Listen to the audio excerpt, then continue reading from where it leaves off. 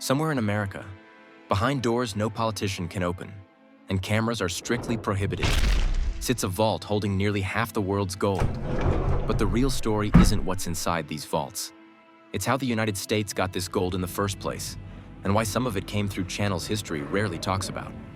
In the early 1800s, the United States wasn't overflowing with gold.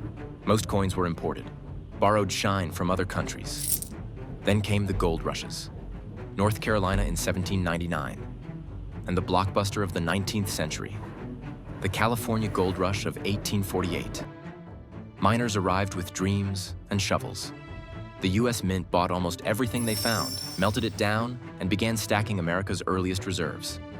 All perfectly legal, all perfectly lucky, all before zoning laws, environmental rules, or basic common sense existed. By 1900, the United States embraced the gold standard. Every dollar was basically a coupon for actual gold. This required a lot of gold. Banks held it, miners sold it, foreign nations, especially unstable ones, sold their gold to the US like it was a clearance sale. Slowly, America became a global gold magnet, legally hoarding more than anyone else. Then came 1933, the Great Depression. People hid gold under mattresses. Entire beds became personal vaults. Secure, effective, and very uncomfortable. Sir, people are stashing gold everywhere. Their homes are turning into vaults. Then we need it out of the vaults. An economy can't run if its gold is trapped under blankets.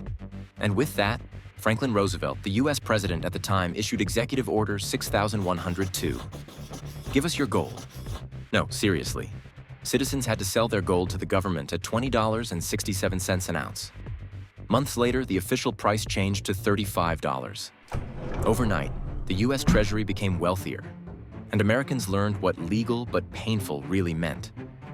Most American gold was acquired legally, but not all of it came with clean paperwork. During World War II, Nazi Germany looted the central banks of Europe.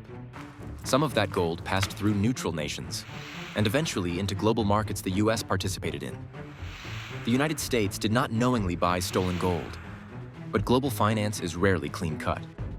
During both world wars, the US seized enemy assets, including gold. A polite term for this practice: mandatory contribution. With private gold ownership illegal, smugglers brought gold across borders. Agents confiscated it. Confiscated gold doesn't get returned, it gets stored. These weren't massive amounts, but they added intrigue to America's golden biography. Between the 1930s and 1950s, something remarkable happened. Countries rebuilding after war needed stable US dollars. The conversations were often simple. We need dollars. How many can we get for this much gold? All of it? We can absolutely make that work. By 1958, nearly half the world's official gold sat quietly in US vaults. Completely legal, strategically brilliant, slightly awkward for everyone else.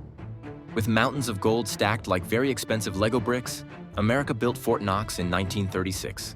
Security was legendary. Access was theoretical. Can we at least see the vault? Senator, you're seeing everything you're cleared to see. But we're in the parking lot. Exactly. Only one public audit ever happened, in 1974. It answered almost nothing, and created more conspiracy theories than it solved. In 1971, President Richard Nixon ended the dollar's convertibility to gold. No more swapping paper for metal. The relationship was over. The dollar became backed by trust and taxes, mostly taxes. But the gold? The government kept all of it, because if you have thousands of tons of treasure, you don't throw it out with Tuesday's recycling. The United States now holds more than 8,000 tons of gold, the largest official reserve on the planet. They are stored in Fort Knox, Denver, West Point, and the New York Fed, which holds foreign-owned gold. We don't use gold to back the dollar anymore, but it still shapes global finance, national security, and geopolitical power. Gold doesn't run the world, but it sits quietly in the vaults of those who do, waiting for history's next move.